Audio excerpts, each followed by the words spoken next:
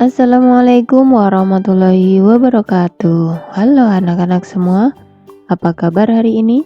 Semua sehat kan? Alhamdulillah. Kali ini kita akan belajar tema 1, subtema 2, materi kelas 5 SD. Yuk kita mulai belajarnya. Tahukah kamu apa itu otot?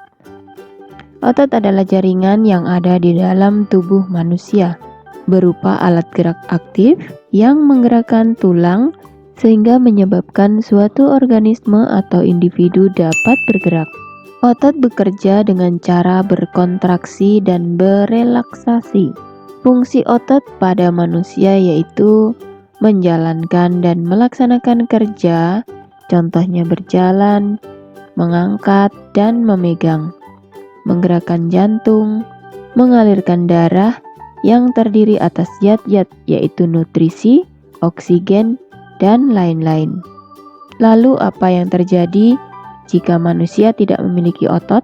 Manusia tidak akan bisa melakukan pergerakan sebab otot merupakan alat gerak aktif yang sangat penting bagi manusia. Macam-macam otot manusia: otot polos, otot lurik, otot jantung. Otot polos adalah otot yang bekerja tanpa kesadaran kita, yang dipengaruhi oleh sistem saraf tak sadar atau saraf otonom. Otot polos dibentuk oleh sel-sel yang berbentuk gelendong di mana kedua ujungnya runcing dan mempunyai satu inti sel. Otot lurik adalah otot yang menempel pada rangka tubuh manusia yang digunakan dalam pergerakan. Otot lurik bekerja di bawah kesadaran. Otot lurik juga dinamakan otot rangka. Mengapa? Karena menempel pada rangka. Dinamakan otot lurik karena adanya sisi gelap dan terang yang berselang-seling. Otot jantung adalah otot yang bekerja secara terus-menerus tanpa istirahat atau berhenti.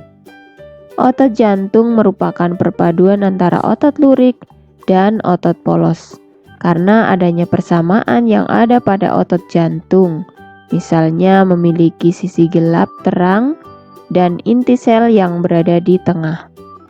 Otot jantung berfungsi dalam memompa darah ke seluruh tubuh. Otot jantung bekerja di bawah kesadaran manusia.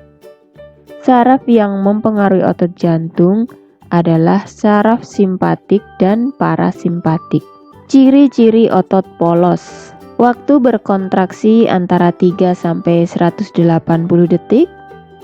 Bentuk dari otot polos adalah gelendong, terletak pada organ dalam, memiliki satu inti sel yang berada di tengah. Pergerakannya dari otot polos lambat dan mudah lelah, dipengaruhi oleh saraf otonom. Otot polos biasanya berada pada bagian usus, saluran peredaran darah, dan otot di saluran kemih. Tidak diperintah oleh otak atau tidak dipengaruhi oleh otak. Ciri-ciri otot lurik: bentuknya silindris dengan garis gelap terang, melekat pada rangka, bekerja secara sadar dengan perintah otak, cepat dan mudah lelah, bentuk yang panjang dan memiliki banyak inti sel atau disebut multisel, mempunyai pigmen mioglobin, inti sel yang berada di tepi.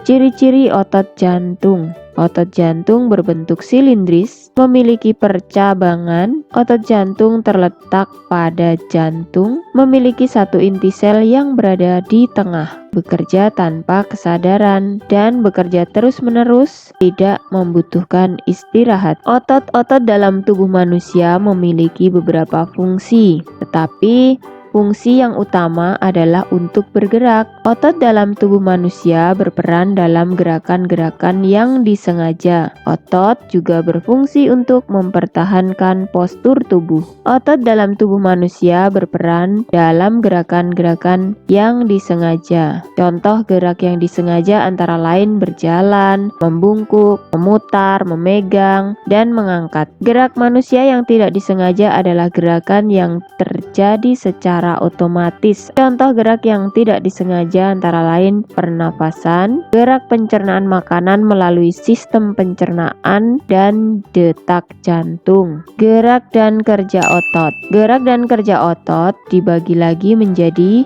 dua, yaitu gerak antagonis dan gerak sinergis. Contoh gerak antagonis adalah kerja otot bisep dan trisep pada lengan atas dan lengan bawah.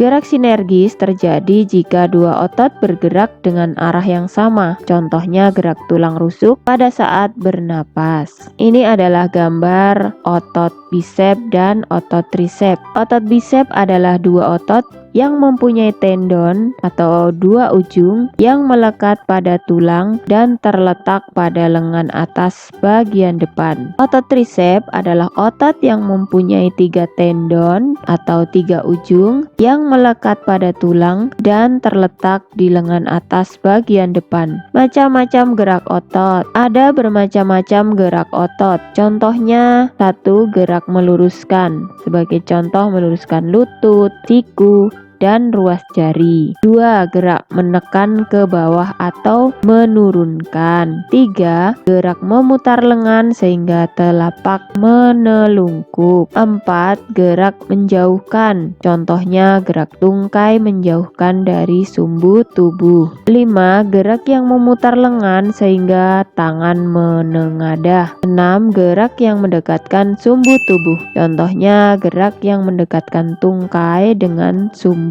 tubuh. 7. Gerak yang membengkokkan. Contohnya membengkokkan siku, ruas jari, dan lutut. Nah, itu tadi materi kita hari ini. Selamat belajar dan sampai jumpa. Wassalamualaikum warahmatullahi wabarakatuh.